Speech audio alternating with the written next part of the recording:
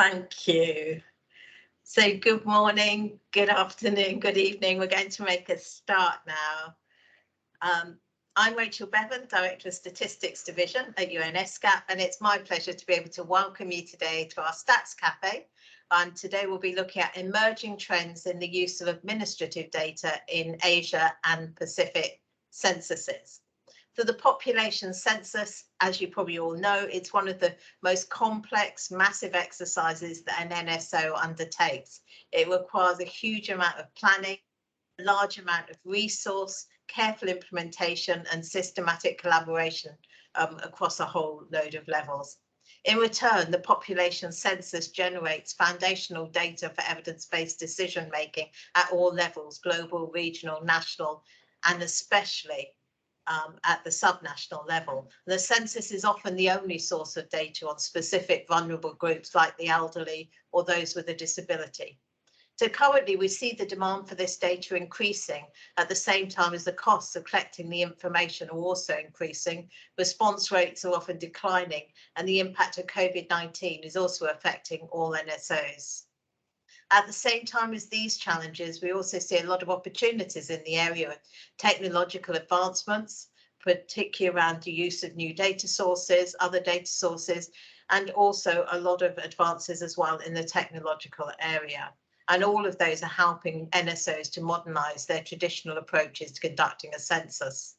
We see two broad categories of ways in which NSOs are modernizing their censuses. First, there's the use of modern technology in data collection, so things like using online questionnaires, computer-assisted personal or telephone interviewing. And second, we also see a move towards greater use of administrative data sources. And the cafe today is looking at the second of these categories on the use of administrative data sources. The use of administrative data sources for censuses started in Scandinavian countries, with Denmark being the first country to conduct a complete population and housing census based on administrative data back in 1980. Several other countries have followed, particularly in Europe, but also increasingly now in other parts of the world. And the Scandinavian countries developed fully register-based censuses, meaning that they've been able to collect all the information at the individual level from registers or administrative data sources with absolutely no need for any field enumeration. But this requires availability of high quality data sources that provide updated information for all the census variables at the unit level. However, not all countries that want to move away from a traditional census have got access to all the necessary administrative data that will be needed. So many countries are applying a combined method, combining register data with either full enumeration or large sample surveys. There's also a growing interest in administrative data in censuses globally, but as well as Asia and Pacific. But we see a lot of challenges as well. Not all countries have the institutional capacity they need. Not all of them have access to that high quality administrative data, and they don't necessarily have those legal frameworks as well that would allow the NSOs to access the administrative data, even if it did exist, or the technical capacity. But we know that one way for countries to start this journey is to actually look at what's being done in other countries. And so that's what we really want to do today. To facilitate this, ESCAP's conducted research and has developed a report that showcases how some countries in the region have approached using administrative data in their censuses. And in some cases, administrative data has been able to eliminate the need for a full enumeration of the population, whereas in others, it's being used to support and improve the implementation of a full enumeration census. However, depending on country objectives, as well as the availability and quality of the administrative data in a country, there are many different approaches that a country might actually want to take. So what we're doing today in hosting this Stats Cafe is to actually share some of the key findings from the research, and also to let you know that today the report's being launched on the Statistics Division website. So the Stats Cafe today, we're going to showcase 3 countries. So we've got speakers from Turkey, Australia, and Indonesia, who are each going to share what they've been doing. And then we will leave time at the end as well for a discussion so that you can actually ask your questions. And I think we've got the agenda there, which gives you a bit more detail in the chat. And I think somebody in a minute as well will actually share a link to the report. So you can also have a look at that. There we go. How organised are they? Brilliant. Thank you so much. And now that's all you get from me, but I'm going to hand the floor over to Afsana Yazdani, who's actually going to moderate this session and introduce our great speakers for today. But thank you all for coming, especially thanks to the speakers, but also all the participants, and look forward to hearing from all of you. Thanks very much. Thank you very much, Rachel, for kind welcoming remarks. Hello, everyone. My name is Afsana Yazdani, and I'm statistician at ESCAP Statistics Division. It's my great pleasure to moderate this session today. Before starting, just a few housekeeping tips that please make sure that your microphone and videos are off when you are not speaking. If you forget to mute your microphone, my colleagues will do it to reduce the background noise. The other point is that this meeting will be recorded and the video will be made available on the Stats Café web page by end of today. Please feel free to post all your questions and comments in the chat box. We will come back to them later during the discussion. And please note that all presentations are now available on the Stats Café webpage. So if you got any internet connection issue or you couldn't see the slides within the meeting, you can access them on the webpage. Okay, so let's welcome all our speakers. And I see that they already have their cameras on. So we have got excellent speakers that I briefly introduced. For more details, please check the Stats Café webpage. We have Mr. Stein Vikan, who is a ESCAP consultant. Stein has more than 20 years of experience working with the UN and government bodies, and previously he worked as a senior advisor with Statistics Norway. And I saw that he also waved, so you know. And we also have Mr. Mehmet Duygu Karakaya, who is expert at Demographic Statistics Department of Turkish Statistics Institute, Turkstat. Mehmet has been working for Turkstat since 2007, and he has been engaged in various demographic studies. And next we have Mr. Ross Watmuff, Director of Census Features at the Australian Bureau of Statistics, ABS. Ross began his career at the ABS 19 years ago as a statistical methodologist and currently works within the ABS Data Strategy Integration and Services Division. And last but not least, we have Mr. Nasrul Wajdi, Senior Statistician at Demographic Statistics Division of BPS Statistics Indonesia. Nasrul began his career at BPS Indonesia in 2001, and in 2012 and 13 he served as the chief of the Labor Statistics Processing Section. He also authored several scientific articles in the field of population. Okay. So without further ado, I would like to invite our speakers for their presentations. Just let me remind you that you have, each of you have got 15 minutes. Let me now turn my camera off and share the slides. So, do you see the slides?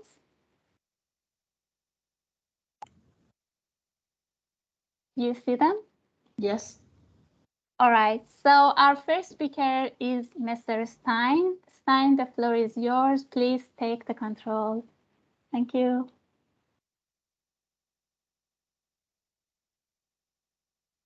Anna, and thank you, Rachel, for the introduction.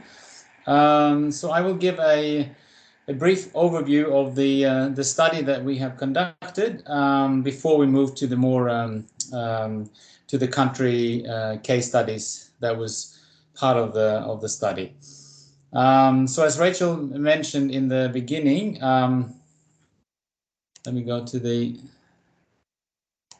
Next slide. So we'll just give a little bit of a background to the study first. And you can see here the link to, you've also had the link in the meeting chat, but there this at the slide there is also a link to the report. So the background to the study is that, as Rachel mentioned, we've had a global trend with increasing use of administrative data for censuses over the last few decades. And the UNSD, the United Nations Statistical Division's survey documented or reported that between 2010 and 2020, the two census rounds, there was almost a doubling in percentage of countries who used administrative data for their censuses in one way or another. So we increased from 15 to 29%.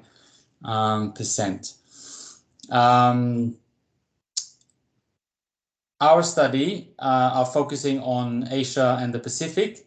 And as mentioned, we had 4 country case studies in the study.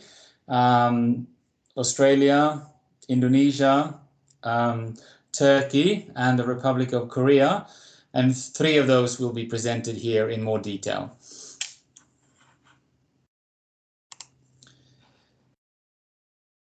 So we went through all the countries in the Asia-Pacific region, 58 countries and territories. And out of those 58 countries and territories, we saw that 47, the vast majority are still using a traditional census approach, whereby all data or the countries are conducting a full field enumeration. We have not seen any, Rachel mentioned the Scandinavian countries and some other countries where in Europe where they have moved to a full register-based census where there's no enumeration at all. We haven't seen that in the Asia-Pacific region yet, but we have some countries that are moving in that direction. So we have 5 countries in the region that are combining register data with full enumeration, and we have 5 countries that are combining register data with sample survey. We have one anomaly, Afghanistan, which have not been able, for security reasons, to conduct a full census, and they have conducted a hybrid census. We won't go into more detail on that here. Now, if we go into more detail on which countries is it that are using these various approaches, we see that when we look at which countries are using register data in combination with full enumeration, we have Australia, where we have Australia, we have Indonesia, Iran, Malaysia, and New Zealand. And when we look at the countries combining register data with sample survey, we have listed Armenia, Mongolia, the Republic of Korea, Singapore, and Turkey. As we will see maybe in the presentation from Australia, that it may be a little bit misplaced to call Australia a combined census. They sometimes refer to themselves also as a traditional census, but they are using administrative data quite significantly in supporting their more field-operated census approach. So, but I'll let Ross get more into details on that. Now, if we want to look a bit more detailed into the countries, I'm sorry for the small script there, but if we wanted to look a little bit more in details, then we can see that of those 10 countries that are using a combined approach, we have 3 countries, that Turkey, Singapore, and the Republic of Korea, that have well-established population registers or administrative data sources, and are close or getting close to producing all census variables from register data. So they have had several rounds where they have used register data, and they are increasing the amount of variables that they can produce from these data sources. Further, we have Armenia and Mongolia that have newly established population registers, and they have conducted a combined census for the first time in the 2020 round. So they have started producing some census variables from register data only, but are still collecting a significant amount of the census variables through a large-scale survey. There are more details about this in the report. Iran also has an established population register, but in their previous census round they conducted a full enumeration. Still, and they are working on moving towards using more administrative data in their census.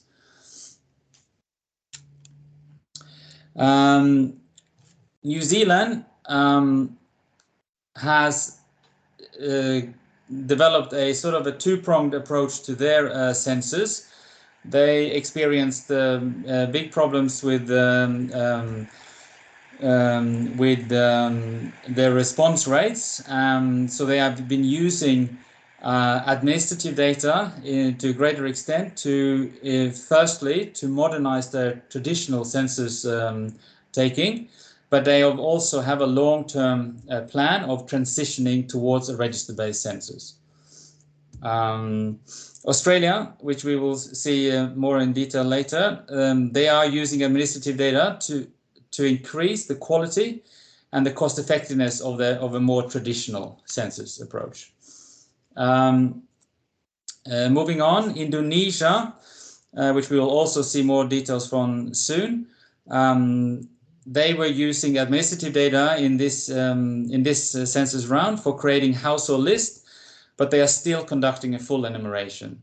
So they did not produce any census variables from registers only in this round, but are aiming to do so in future rounds. And the same applies to Malaysia. I've added a country that was not part of the list here, Thailand, just as an example of a country that are still using a traditional approach, but they have in the most recent years they have conducted pilots to assess the quality of administrative data sources in the country in parallel with their census, in preparation for potentially using these sources in future census rounds.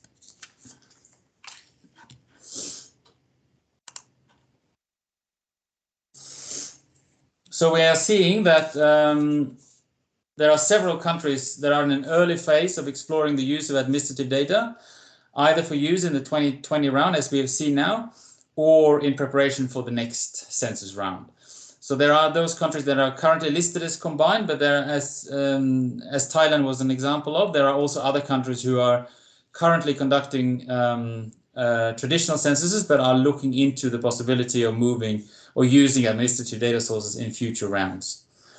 And we know of several countries that in the region that have expressed interest in exploring the use of administrative data for future rounds. We've also seen this in the Pacific region as an example. Both Cook Island and Samoa have expressed an interest in exploring their administrative data sources. And at the same time, so there are relevant initiatives such as Get Everyone in the Picture, both in the region and globally, that aims to accelerate and focus efforts to improve CRVS systems in the region. And this is important as we need, as in order to utilize administrative data sources, they have to be created by others than NSO. So for And yeah, we expect other countries that we haven't included in this report that will attempt to join the current countries in conducting combined censuses for the next round. Maybe we'll hear about some of those in the meeting chat here today.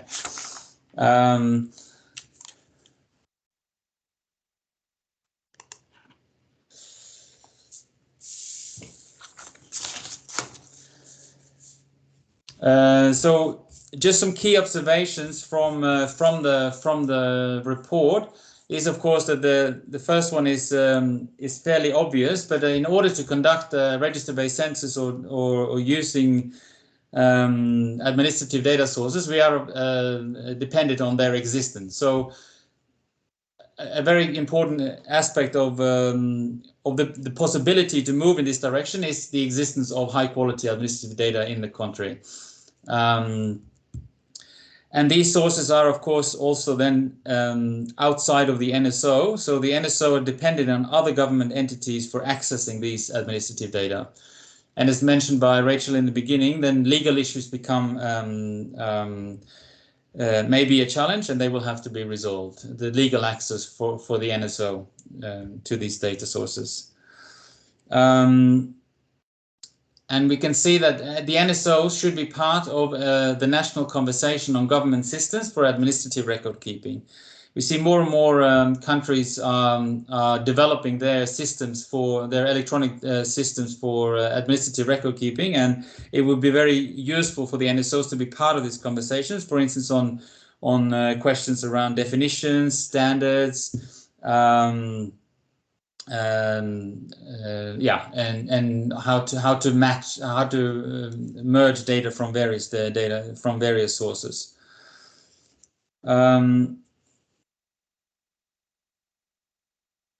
And in this development, there are especially two data sources that are important. That is, of course, the population data through population registers or civil registration systems, and also administrative data on addresses are very important for the mapping exercise. I have one more slide. So we've come up with some very generic and very general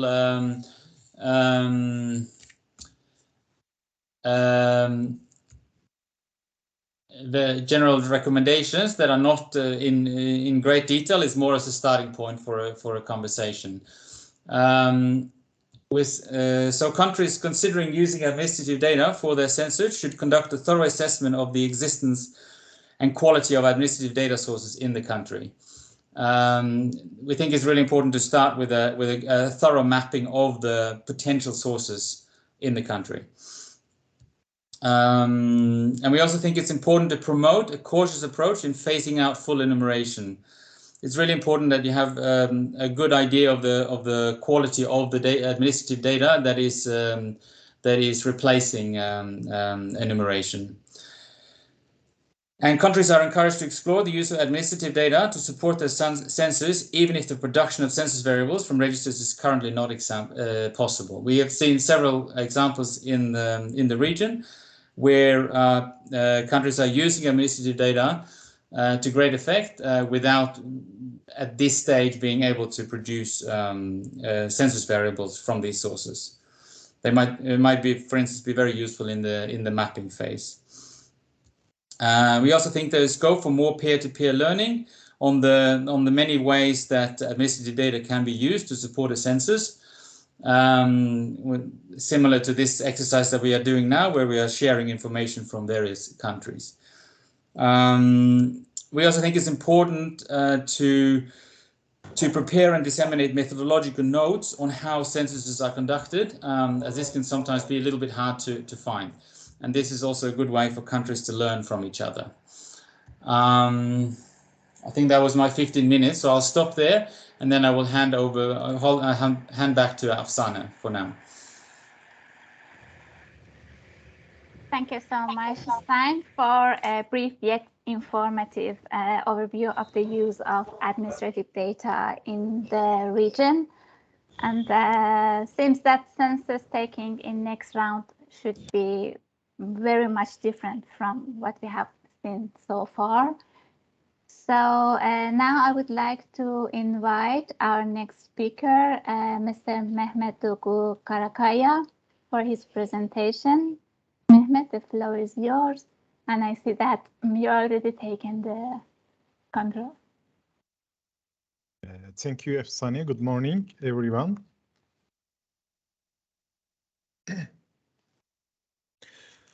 We wish a healthy and happy day for everyone. My name is Mehmet Duygu Karakaya. I am TürkStat expert at the Turkish Statistical Institute, TürkStat, Demographic Statistics Department, Population Characteristics Group. We are delighted to be here today. I'm presenter on behalf of TürkStat. You may be familiar to some parts of our presentation from the previous meetings. In general, we have various data sources for population statistics. The transition from traditional censuses and sample surveys to administrative registers and register-based censuses is ongoing. Until establishment of population registration system, population censuses were the main data sources on the characteristics of population between 1927 and 2000. Address-based population registration system has been constructed in 2007 and has been annually used and disseminated. A large sample size survey was conducted in 2011 that was Population and Housing Census. And the population census in the current round is based on population characteristics database. Until its establishment of population registers, censuses were the main data sources. In our country, the first traditional census was carried out in 1927, and the last census was in 2000. So total number of censuses is 14. The method was traditional.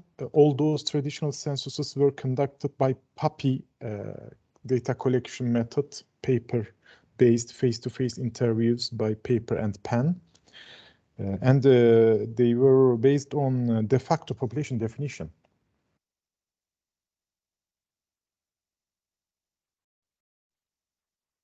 Standard paper questionnaires were used. In 2007, address-based population registration system, ABPRS, was established and developed by TürkStat, where the population information of the people is kept up to date according to their place of residence, where the population movements can be monitored at any time. And, sorry.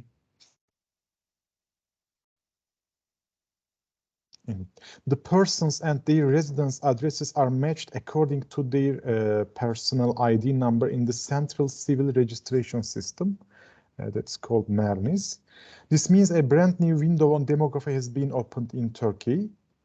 Our main proposals were to establish National Address Database, NAD, that covers all addresses within the boundaries of the country, to obtain a standardized numbering and signboarding for all over the country, and to define an address standard and prevent different descriptions of an address, to establish ABPRS covering information on place of residence of all people living in the country. It means de jure definition. To obtain the actual information on population size of localities and characteristics of population. The legal basis of ABPRS are Civil Registration Services Law and the Turkish Statistical Law. MERNIS, Central Civil Registration System, includes all Turkish citizen informations, but ABPRS covers the only persons who lives in Turkey. So it covers foreigners living in Turkey as well. We matched information in MERNIS and the addresses in the National Address Database by using the Turkish Republic identification numbers of persons. Also match foreign citizens and addresses in the National Address Database by using their passport numbers. The National Address Database is a system that contains all addresses components of all houses and institutional places in the country. Data on foreigners is taken from the Ministry of Interior and the General Directorate of Migration.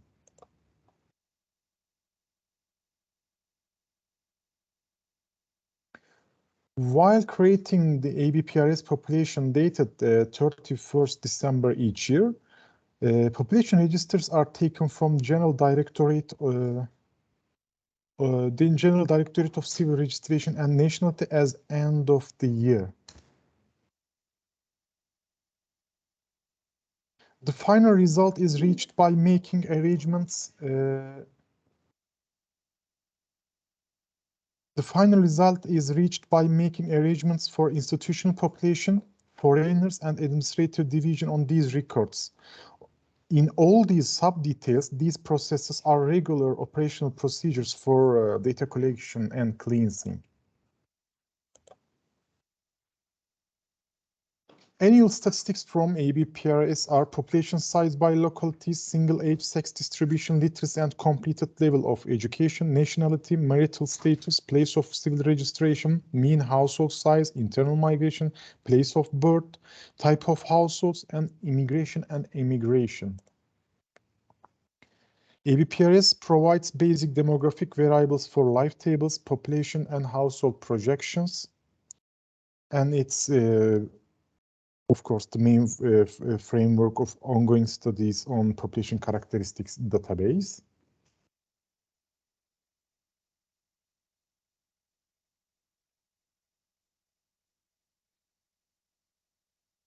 Okay.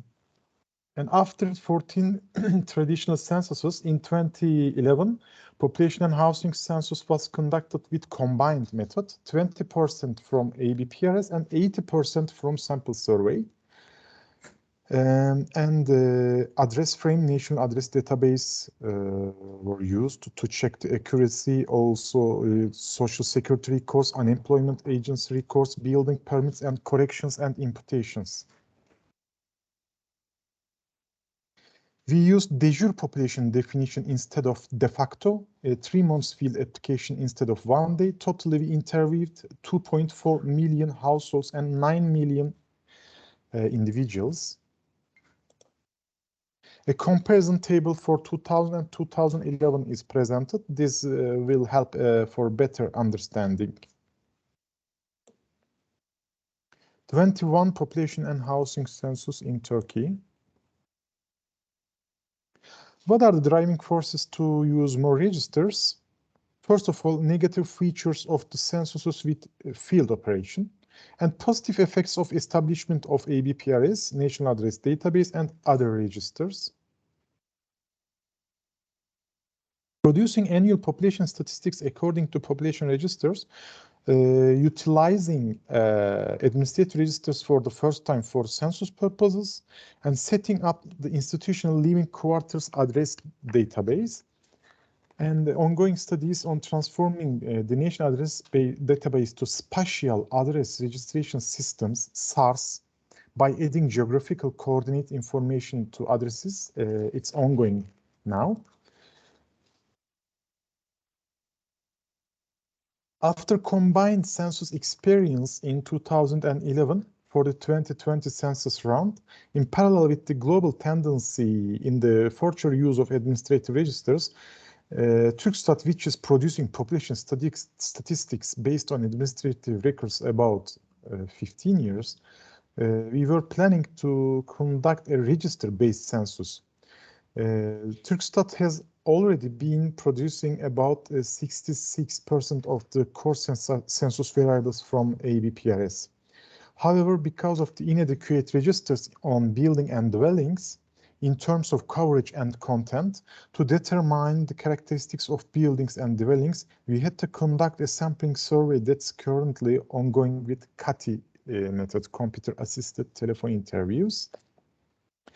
Administrative registers are used again for sampling frame of this survey. Linkage of this data with the geographical coordinates will be possible in the near future. Sampling size is about 300,000 households. Therefore, our census will not be fully registered based with 100%. Forthcoming census of Turkey will be a registered dominant combined census. However, studies on effort on conducting a fully registered based census in the future are still ongoing. Within the framework of the 2021 census preparations, a steering committee consisting of vice president and 5 related heads of departments was established in order to manage and coordinate the processes, to decide which administrative records should be used, and decide on budget and IT infrastructure needs. Some working groups were established as well. The steering committee assessed the administrative registers. Administrative registers were examined to produce core variables for 2021 census, while the core variables on population, address, education, and disability, and other available registers.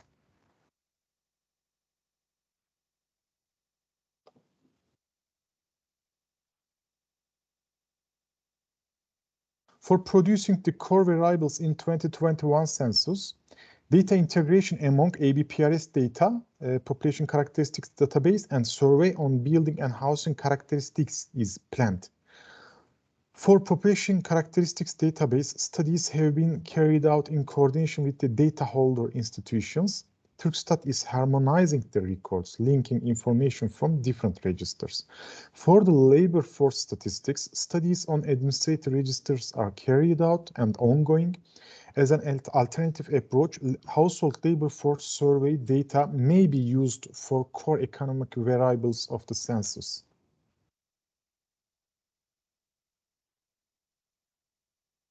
Population characteristics database is being created by being integration of social security registers, unemployment, tradesmen, active students registers, and income and tax disabled registers, agriculture registers, and others.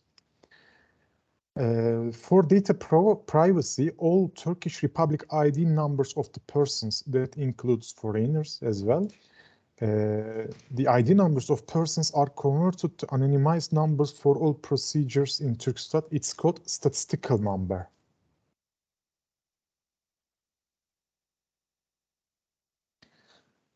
Our population characteristics database provides integrated individual information on age, sex, nationality, disability, education, employment status, property, migration, and family structure. We conducted 3 pilot studies within this scope.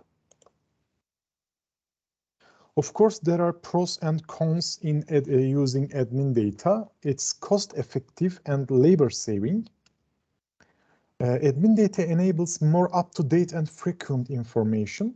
Unique Turkish public ID numbers makes it very easy to match the data.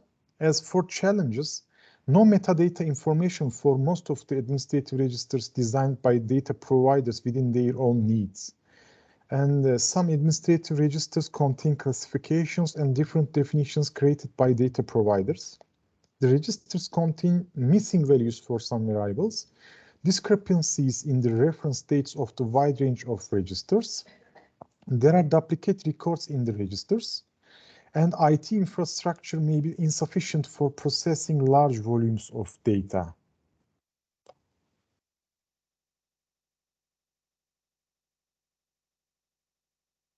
Although population characteristics database are established primarily to provide data for the population and housing census, it's also aimed to be developed with different administrative sources after 2021.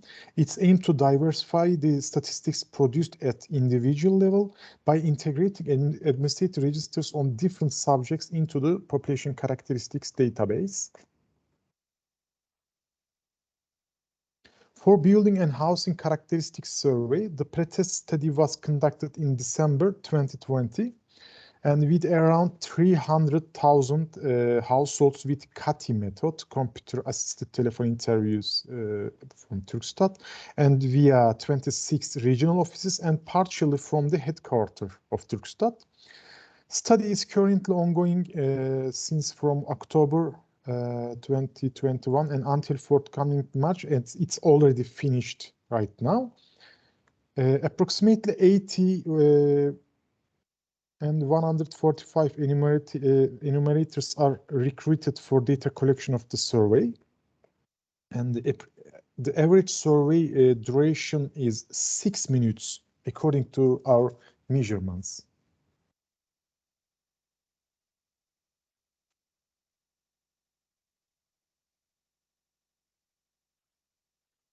Turkstat has been implementing all statistical activities, including census, according to the official statistics program based on statistics law on Turkey.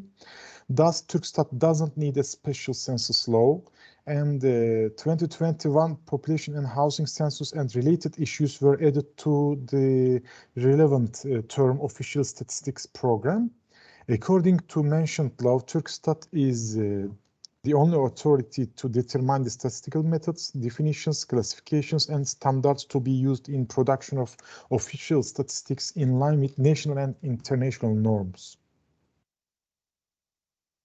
Today, that's it from us. Thank you very much for your attention. Please do not hesitate for correspondence via our official email accounts as our team. Thank you.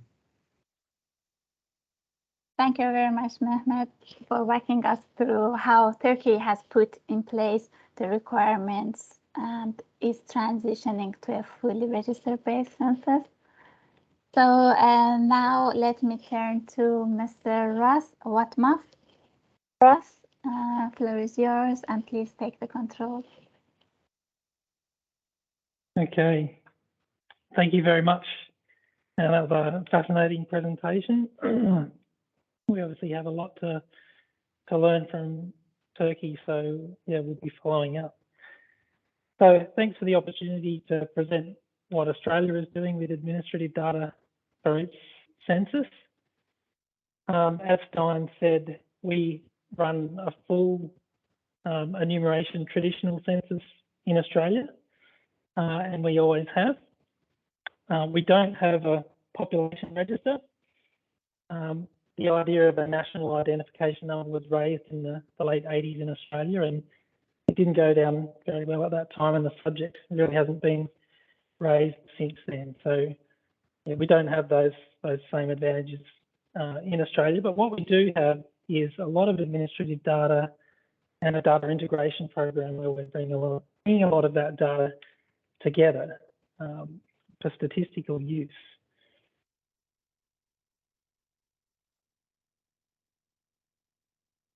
So using administrative data is not new for the census.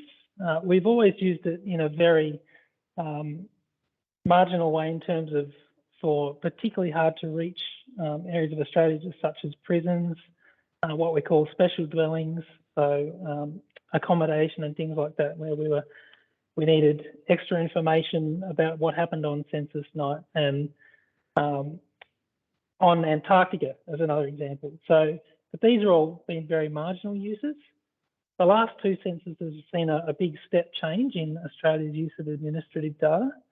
In 2016, we took the big step of using a national address register. So again, this is not an official government register, but a bringing together of addresses from a range of administrative data sources. And this helped us really lower costs by enabling us to mail out the census form rather than having collectors drop that off. And so that really helped us improve our operations. But for the 2021 census that we just ran, we've had another step change where we've used person-level administrative data, which has been brought together through our data integration program. That's really helped us improve the quality of our census. So, as Stein said, it's not quite right to say that we have a combined census. We still have a full enumeration census, but we're using administrative data in significant ways to support that. So very quickly, just on some of the sources that we have. So they're sort of broken into two main categories: dwelling level data and person level data. We have our address register. We were fortunate to obtain electricity data across the whole country to support the census. Now, this was quite significant because we had to obtain data from 20 different providers to get that national data set.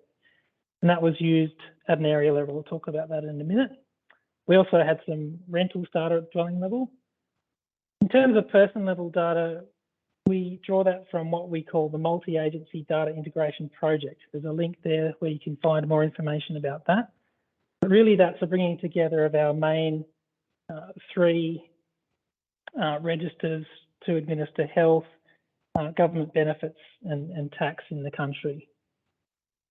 And we then bring onto that analytical data from many other different administrative sources.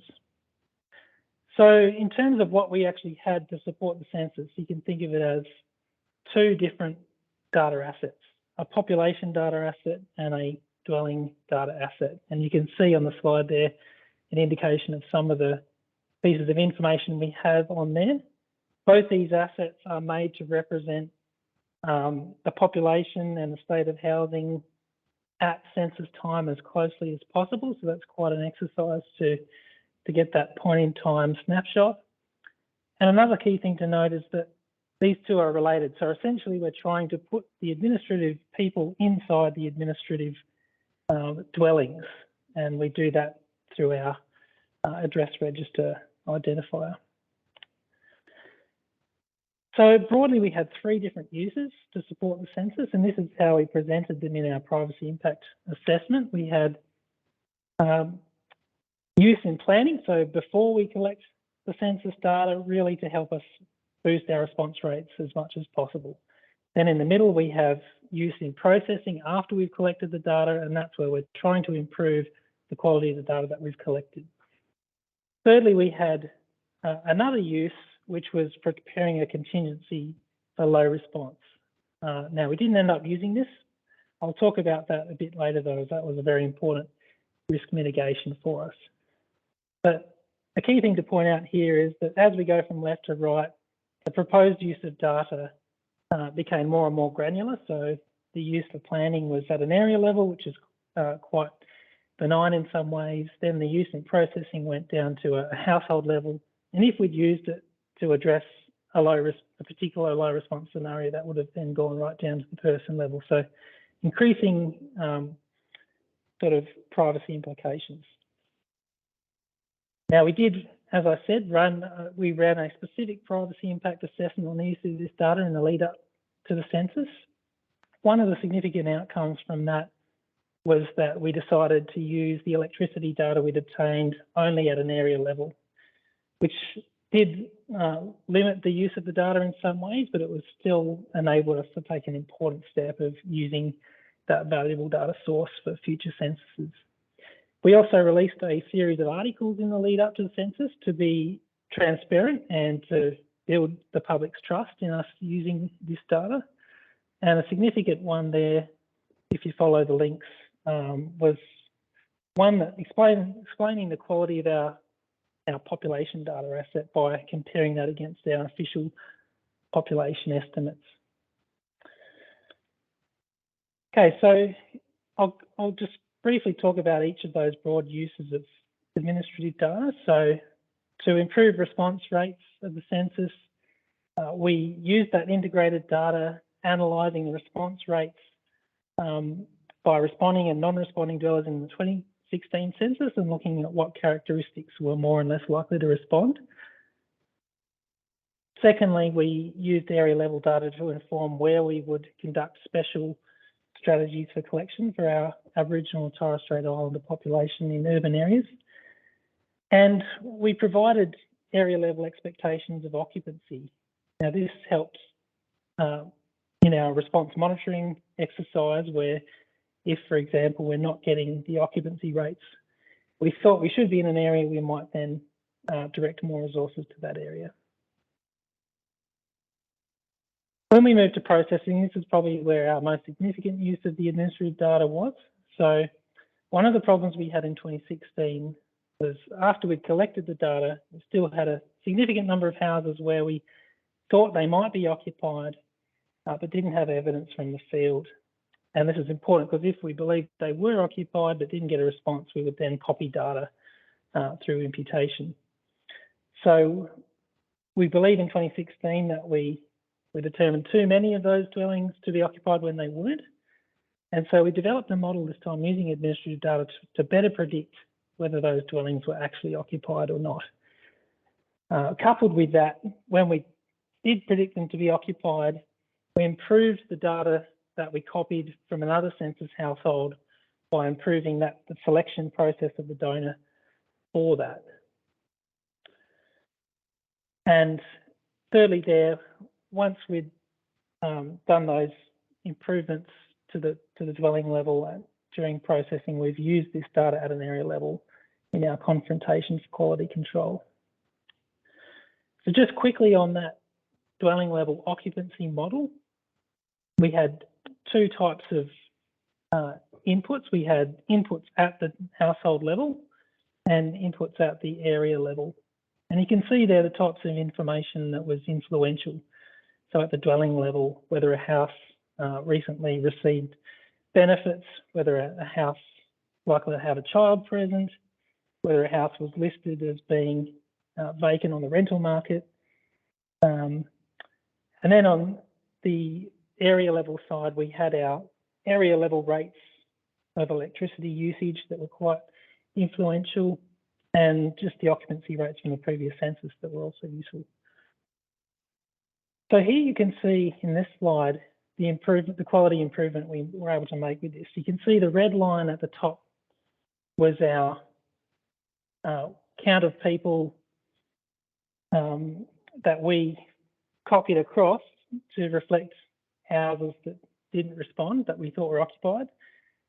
And the solid blue there shows that when we come along later and run our post-census survey, that's what we think the population should have been for that. So that's actually quite misaligned.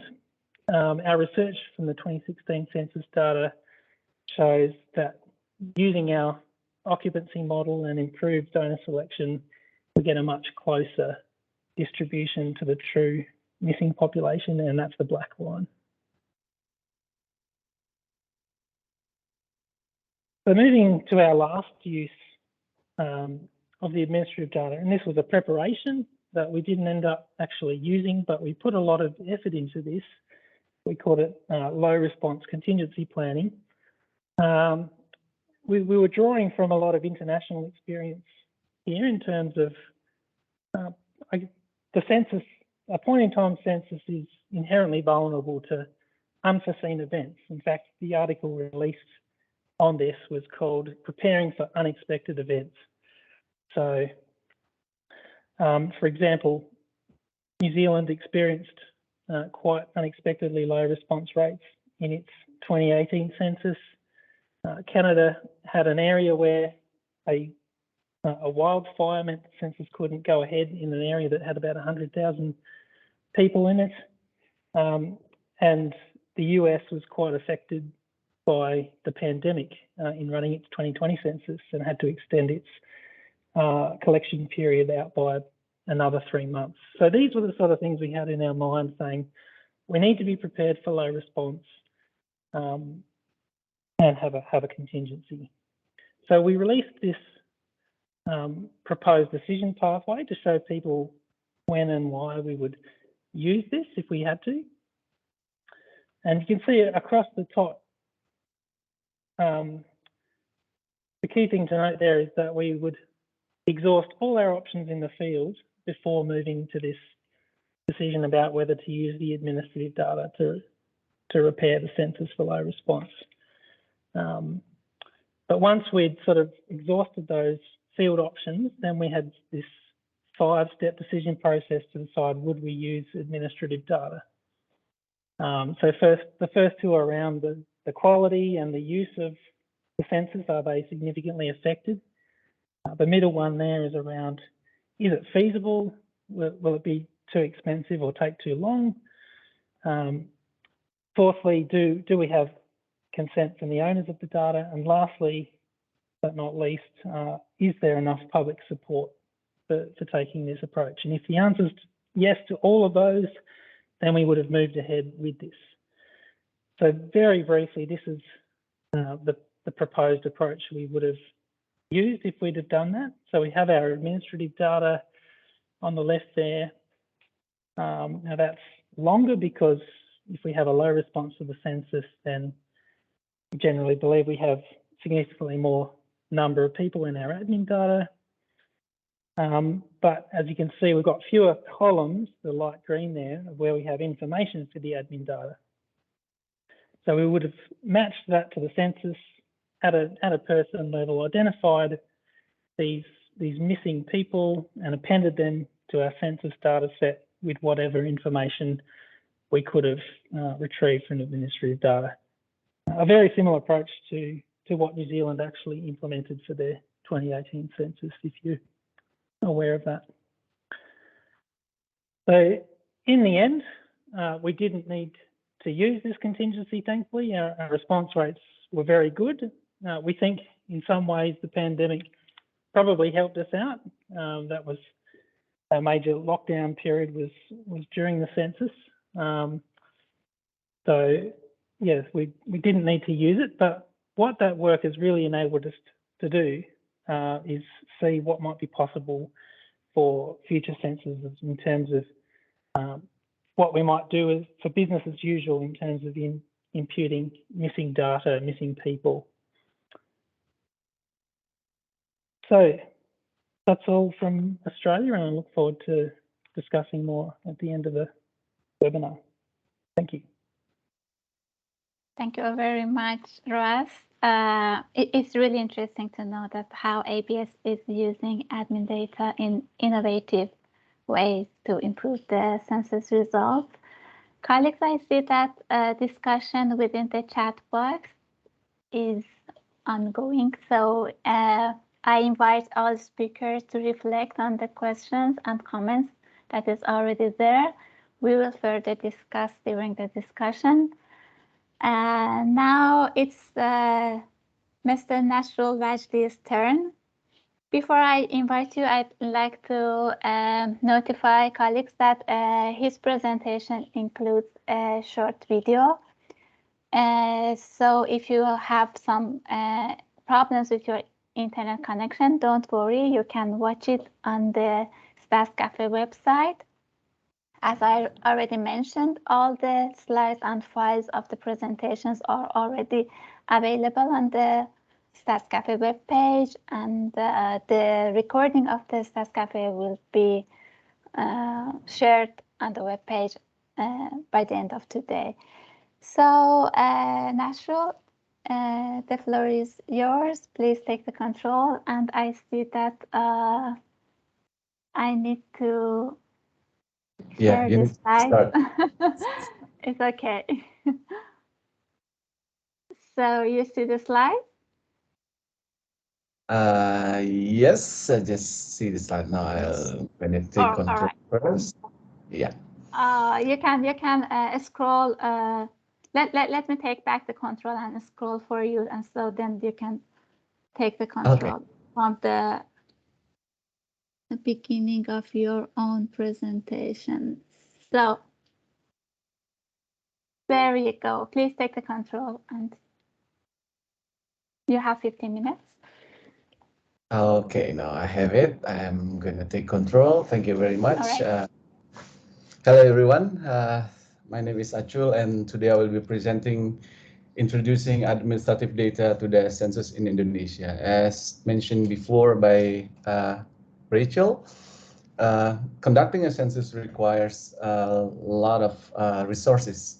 And in Indonesia, we prepared our census since 2017. So to give you a short overview of how Indonesia prepared our census, I'm going to show you a short video on the preparation of our census. Please watch.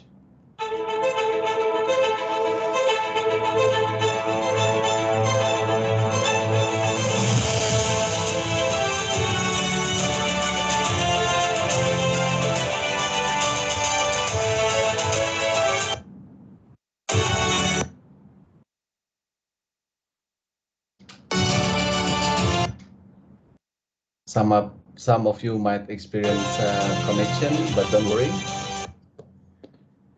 So this is the journey of our census. We start the preparation since 2017, starting with coordination, consolidation, and a lot of efforts, including building a team called Census team, and a lot of coordinations with other ministries, also with our colleagues from all over Indonesia. We also invite our colleague, our UN colleague from New York. Here you can see Miriam from UNSD, and also Christophe Lefranc from UNFPA to give us some knowledge on how to conduct census. Miriam also gave us some overview on how Turkey established their administrative data. We also benefited from ABS. Our colleague in ABS helped us a lot on doing some of the security and some of data processing, as well as building our questionnaire.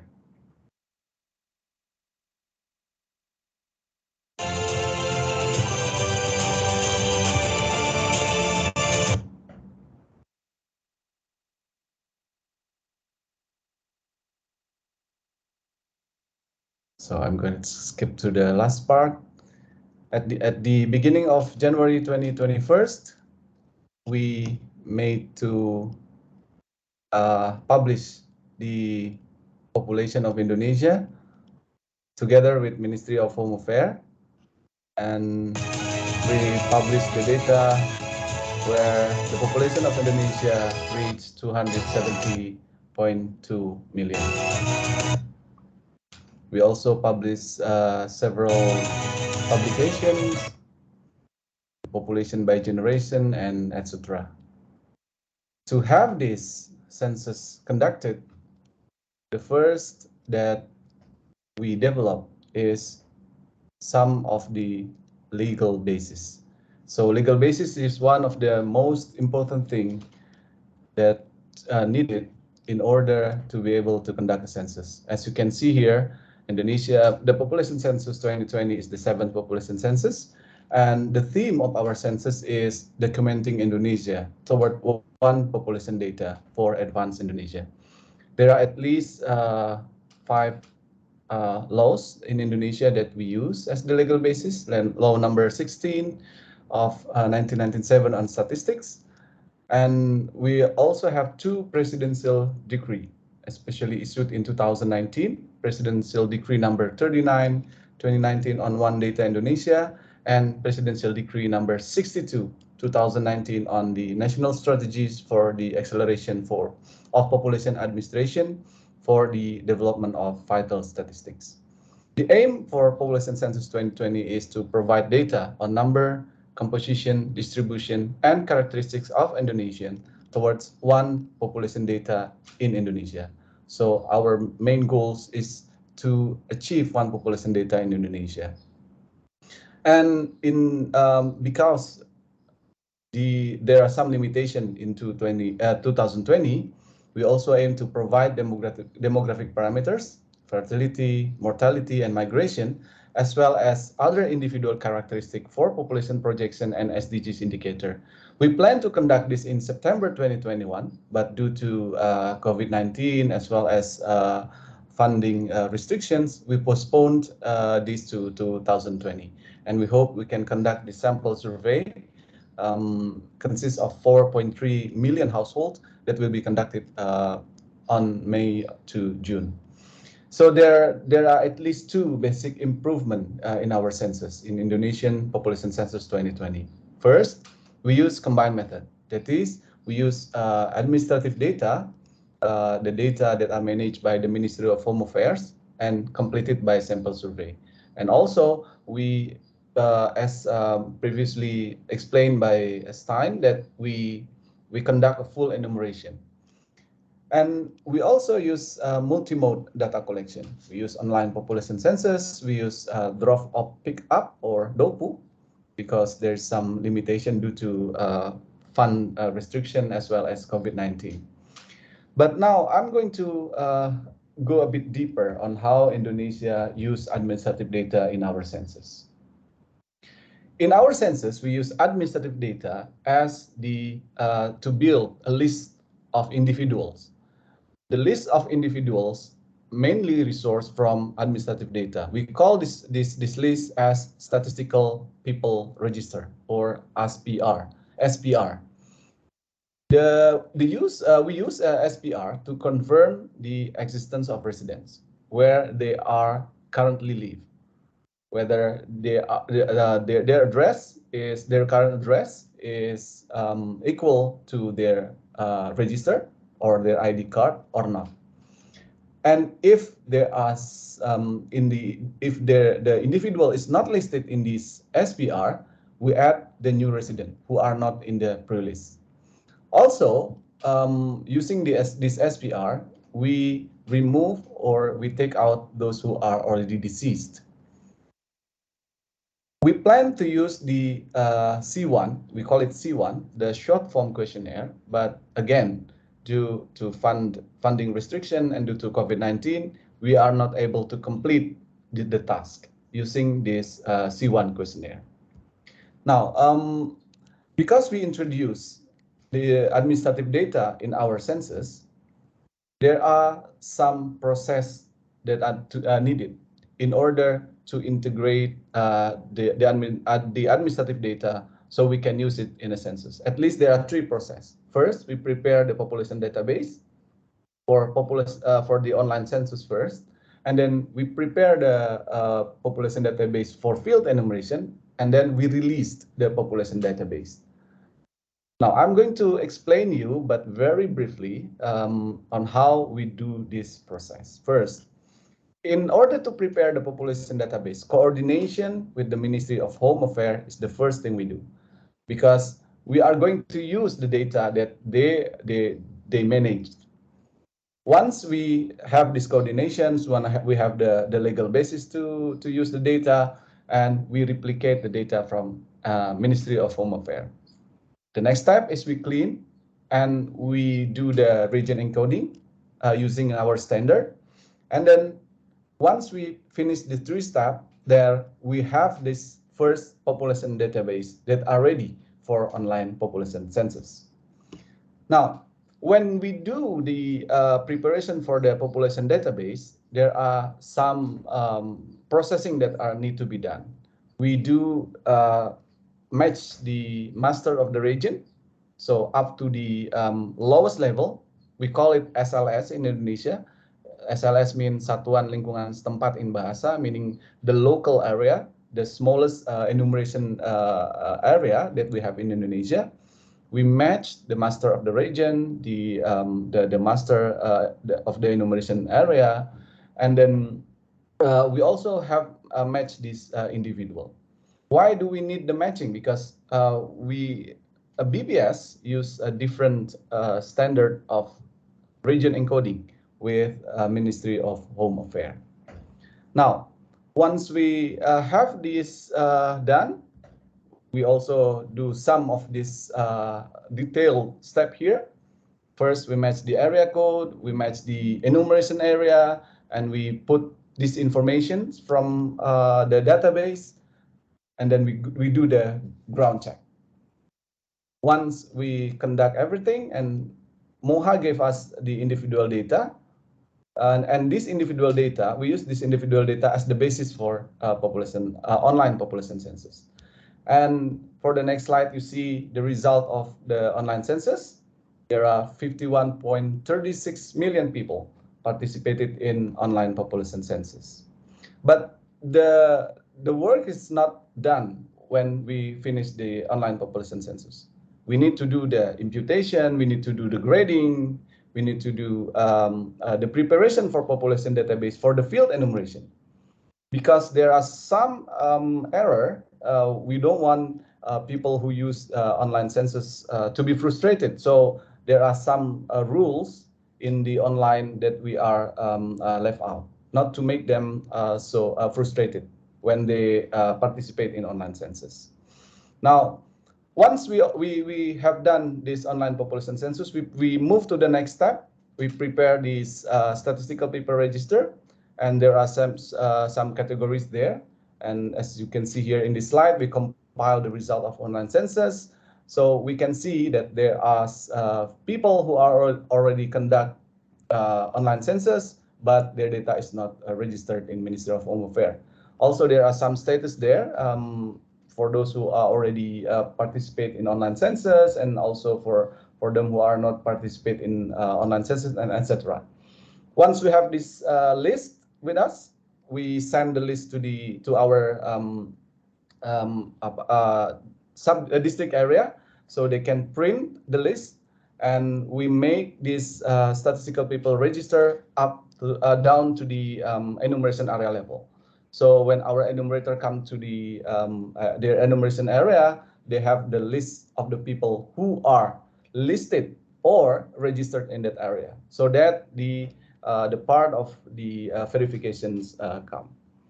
And if we see from the data sources and profiles, you can see here that in the administrative data, there are 292 million record or distinct ID number. From our population census, we have 48.3 million records. And if you see from our field enumeration, there are 360 million records. How we combine all of this? There are a lot of process there. There are huge of process there, because some of this data also consists of duplication. There are some duplications. So we do some data cleaning, we do quality assessment, and there are very, very long process there. But the point is that in some of the data, we have three sources that we combine. We have from administrative data, we have from online population census, and we have from field enumeration data. We combine this data, we do the pairing, we do the matching, we clean the data. And once we clean the data, we hope that we have this data, the all clean data to be submitted to one population data platform. So what have Indonesia learned from this process? First, from the planning process, it is very important that we plan the census with care and more detailed planning. We also need to identify instrument with fast and accurate decision, because once you make a strong instrument, then it's very hard to change the instrument later. You need to have a strong mitigation, prepare mitigation and backup plan in every stages, and you need to also explore. You need to also explore the latest data collection modes. For instance, like delivering material to census, and then also we need to strengthen risk mitigation for every modes. In implementation, we need to have detailed implementation. We need to strengthen the cooperation and collaboration, especially with ministries and agencies. In particular, in Indonesia, within the framework of strengthening the national statistical system. We also need to optimize the use of administrative data for census and survey activities, with the main objective of building one data Indonesia. And lastly, strengthening community participation to participate in BPS census through statistical education from an early age. And the most important thing from my opinion is that you need to have a strong legal basis before you conduct the census. Thank you very much. That's all from me. I hope, thank you for your attention. Back to you, Afsani. Thank you so much, Nasrul. And it's really interesting to learn that how BPS Indonesia managed to use administrative data, although they were not of sufficient quality. Okay, so I see there are questions and also answers to questions in the chat box. And I see there is one or two for you, Nasrul. Could you have a look on them? And while we have a, let me turn on my camera. Okay. So And now we want to have a poll. So Nashul, perhaps you can answer to those questions while we are having the poll. So Panita, could you please share the poll on the screen? It's up now. Okay. So colleagues, dear participants, thank you so much for your time and very active discussion that we already have in the chat box. Now we have 2 questions for you. And you can see the question on your screen, or you can see it as well inside the chat box. So if you cannot see it on your screen, please check the chat box. And the first question is that, is your country using or planning to use administrative data for the census? A, yes, already use admin data in our previous or in our current census. B, yes, planning to use admin data in our future census.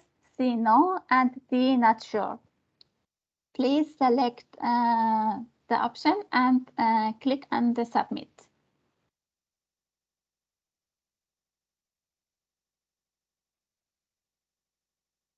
So we have received 42 responses so far. We are all official statisticians and we all love high response rates. So everyone, please participate in the poll and put your answers. We will wait a few more seconds. And I can see that 47% of the participants have already used admin data in their censuses or in their current census or previous one, and 22 are planning to use it in the future.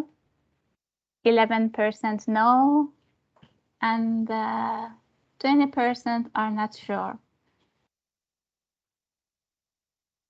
Okay, we have 56 responses.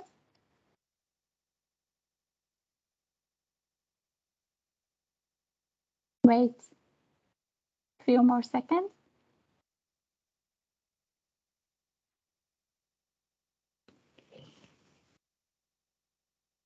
Okay.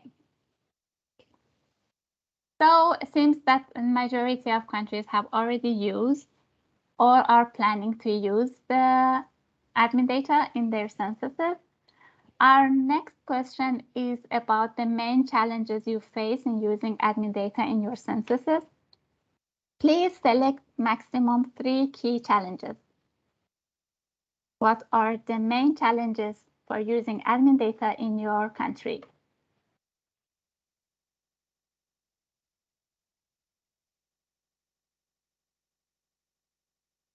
Seven responses so far. Colleagues, please come in.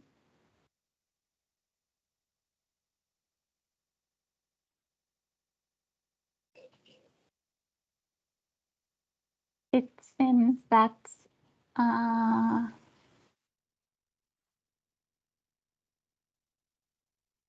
26% are facing with legal, institutional, and unavailability of quality admin data, followed by lack or insufficient interoperability with 80%. Now we have collaboration with admin data holders with 90%. Perhaps we give a few more seconds. So it seems that main challenges are legal institutional environment and unavailability of quality admin data. All right, so now let us start our discussion.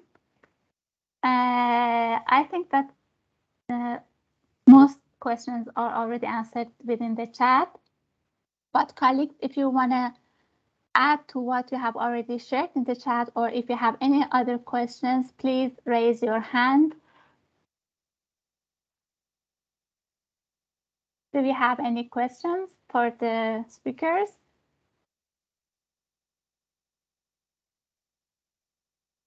I see Stein has his hand.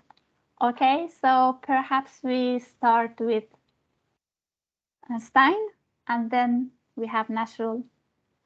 So Stein, go ahead. Yeah, I mean, I have one question for all of the three presenters. Well, first, let me just say thank you very much to all three presenters for really interesting presentations. And you've also contributed a lot to the report, so I think that's been really useful.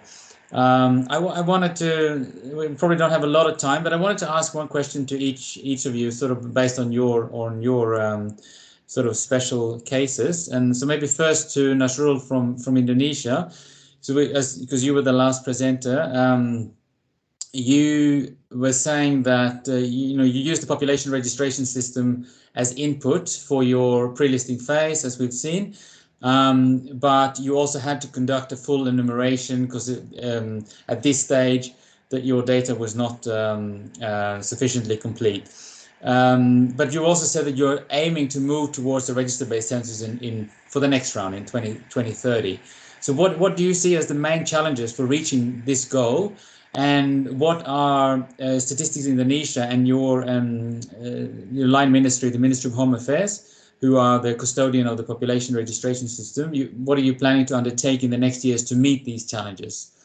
Maybe I'll let me just state my other two questions, and then maybe we'll start with Indonesia. And then for Mehmet from Turkstat, you have a transition from a traditional census in 2000, as you explained, to a combined census with a significant proportion of census variables produced from register data in 2021. This is quite a in many ways a rapid transition. So what in this transition, what has been the biggest challenges in terms of data quality and completeness of the registers, and how do you work with the register owners to improve data quality? That was my question for Turkey. And then for Ross from the Australian Bureau of Statistics, we have seen that you've been conducting research and quality control projects over the recent years, which show that the quality of the administrative data is improving in Australia and is increasingly similar to at least some of the data collection in the census, particularly for basic population demographics. Do you think that there will at some point be a discussion in Australia on why some of the information in the census should continue to be collected at relatively high cost when the data to some extent already exists in your administrative sources? So those were my three questions. So maybe should we start with Indonesia?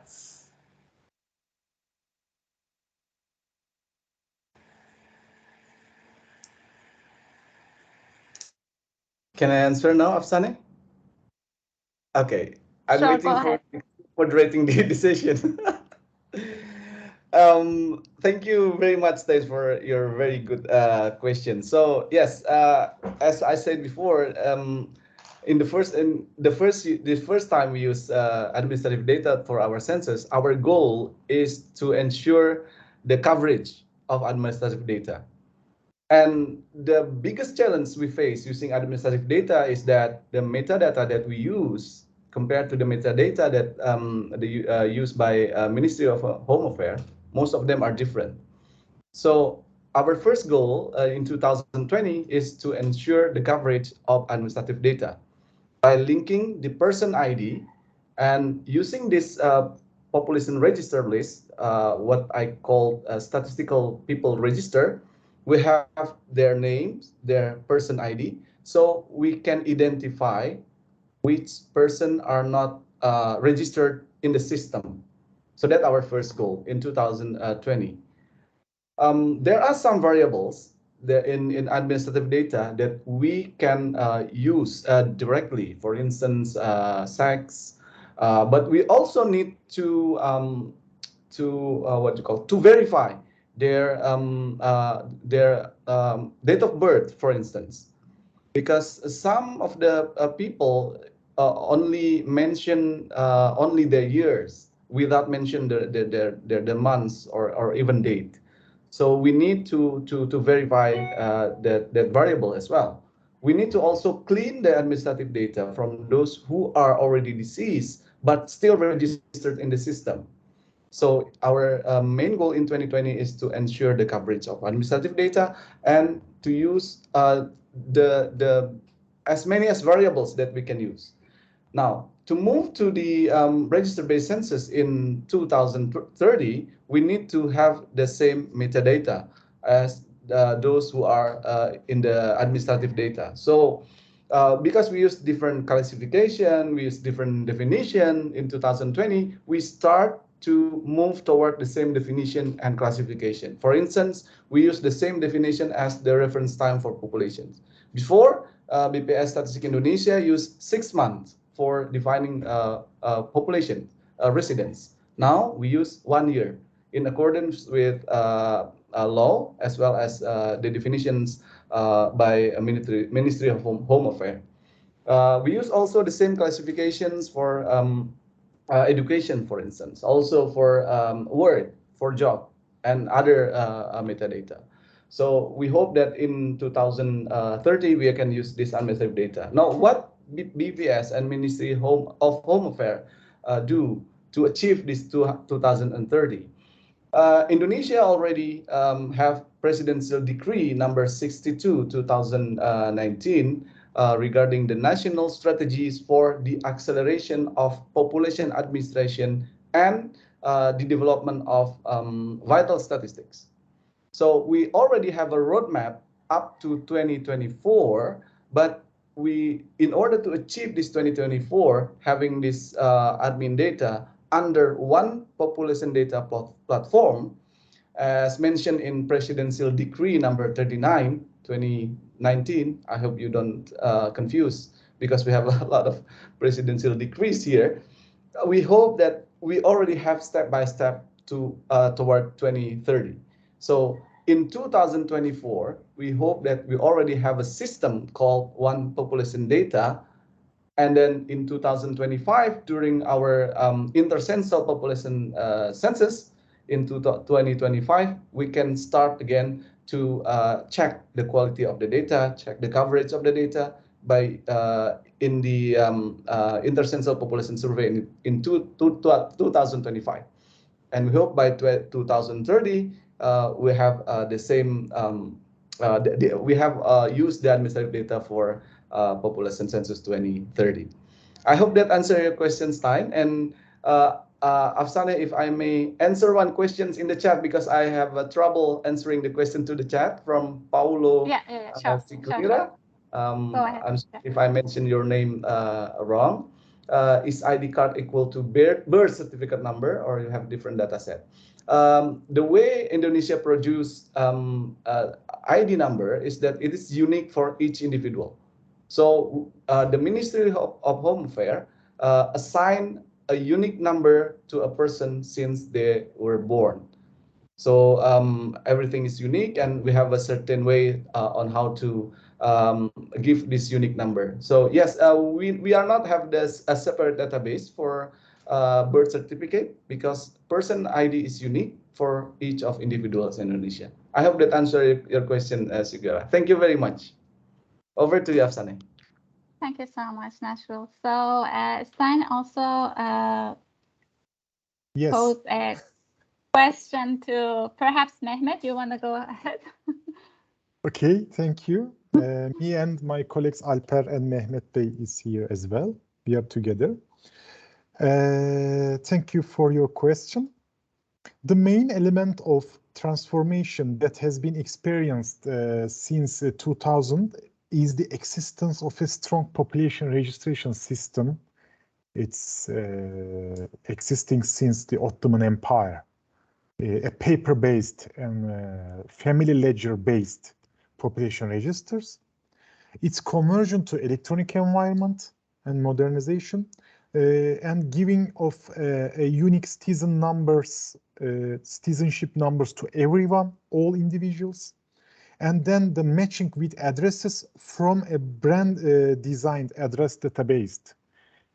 So we modernized and moved the registers to environment, and we designed a new database for addresses, unique addresses, and we have matched them. This is how we set out for mapping the population. This is the most important recommendation we can make to other countries for now. Regarding the other registers, we need to point out again that there's a strong law and official statistics program that enables us to deal with all these processes. In this context, all relevant institutions and organizations with admin data are trying to provide certain standards. And official statistics program meetings and activities are carried out regularly with the participation of all institutions involved in the statistical production process. So Turkstat undertakes the task of coordinating and chairing of these meetings of official statistics program. And during these interviews and meetings, even administrative register that do not aim to produce statistics are tried to be included in the statistical production process later on. So in the process of registered dominant population census, some difficulties were encountered, such as lack of adequate metadata, duplications in the data, missing data, definition and reference date differences in administrative registers. In order to overcome these difficulties, studies have been done in cooperation with the relevant institutions, and working groups have been established also for data quality. After evaluating the completeness and quality of each data we use, the appropriate data sets are evaluated.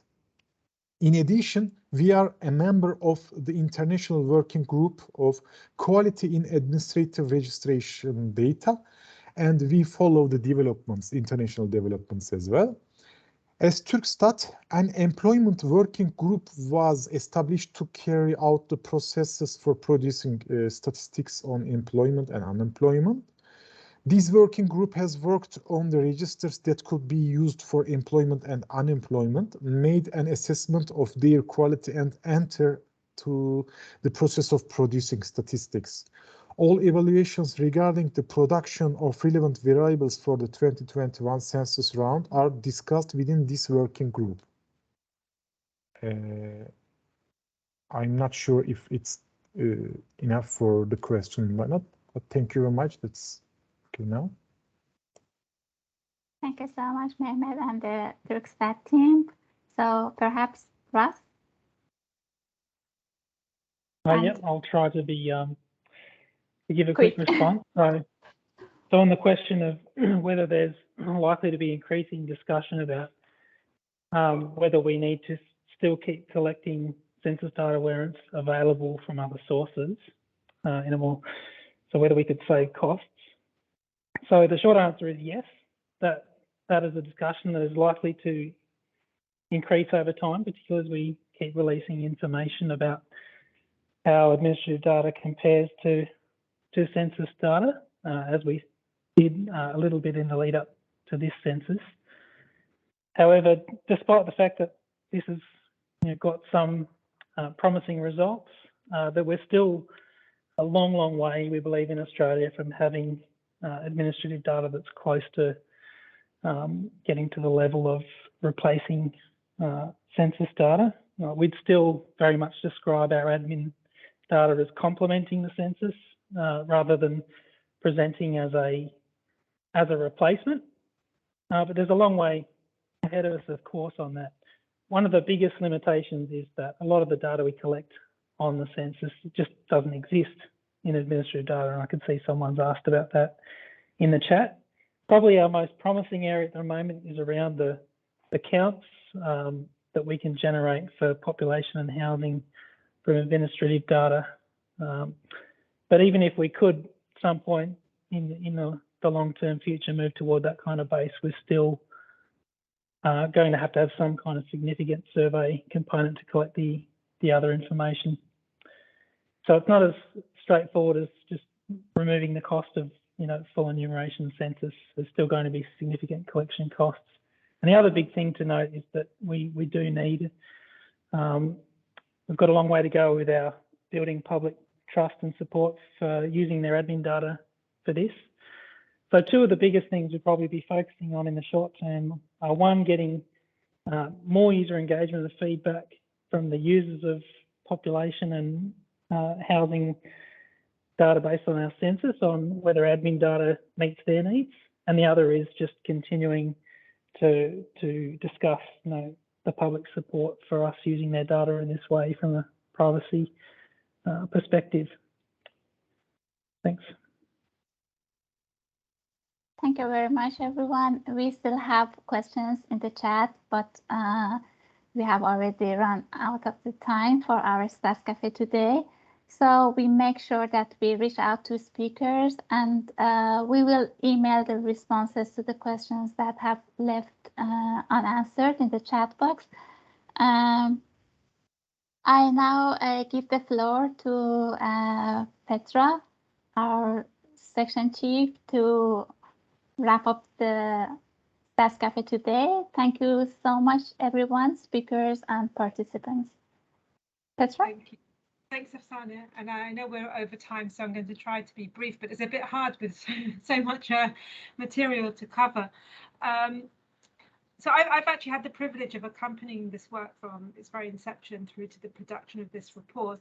And one of the reasons we decided to develop our own report rather than relying on the excellent work done by our sister agency, the Economic Commission of Europe, is because countries in Asia and the Pacific have so much diversity in terms of the data ecosystems. And few countries have sufficiently developed population registers to carry out full register-based censuses, or even if that should be the goal that we're moving towards. So Stein outlined in his overview that within our region, there are a wide variety of approaches, and even within what might be called combined censuses, this can mean so many different things for different countries. And of course, this needs to be placed within a wider data ecosystem and wider data stewardship policy to ensure that all data sources are fully exploited. I think what struck me with the Turkish example is when you showed the difference between the staff required, even though you haven't yet done a full register-based census, but you went from 1 million staff in 2000 to 4,500 in 2011. I mean, that's incredible. That's with a combined census, and really brings home some of the criticality of making sure we do fully use data for cost effectiveness. I did wonder, though, that if the ultimate target should be to move towards a full register, 100% register-based census. I mean, maybe the ultimate target should be 100% exploitation of administrative sources to the extent possible, but within how does that actually meet the user need of the census? And perhaps that could still involve retaining a survey, such as in Singapore, for example, which hasn't yet, which doesn't do 100% register-based census, but really uses censuses, the registers, to the extent possible. Thought Australia was a very good example of a highly developed statistical system, which, like many English-speaking countries, and I saw Helga's comment about why don't you have a unique identity number? I think, what can we do with it? Kind of America, England, Australia, New Zealand, none of them seem to want to move towards it must be a cultural thing that they don't want ID numbers. So, they don't have, and they don't intend to have, a population register, but still using administrative data to inform the census. And it will never be possible in Australia to fully replace the traditional census with a population register, but it still shows that there's so much that can still be done, again, to fully exploit the data. And what I liked with Australia was, in this case, the emphasis wasn't just about cost effectiveness, but about improving quality, especially with this concomitant trend of reducing response rates, which is so difficult to address in traditional statistics. And I think the emphasis on resilience is really important, and all the more relevant given the current pandemic, but also the the backdrop of the climate crisis, meaning this is likely to become increasingly important for all countries in the region. We have to develop more resilient systems, and this is one way to do that. Indonesia was a very interesting example of taking a population register, which is kind of not fully fit for purpose yet, and creating a statistical population which is fit for purpose to be used in the census. And the differences in the region coding highlight the importance of data governance, because that could have been avoided through, from the get-go, harmonization of definitions. But again, this is talking with hindsight, and these things evolved sometimes without this coordination when the database is already established. And the main thing is, Indonesia, I like the way you found a working solution to be able to use this data, even given those constraints. So we wanted to provide 3 examples for countries with different capacities and different data ecosystems. And I think our 3 country examples did a really good job of showcasing different ways of approaching this. One key issue that only Australia briefly touched on is the issue of trust and how do we build trust.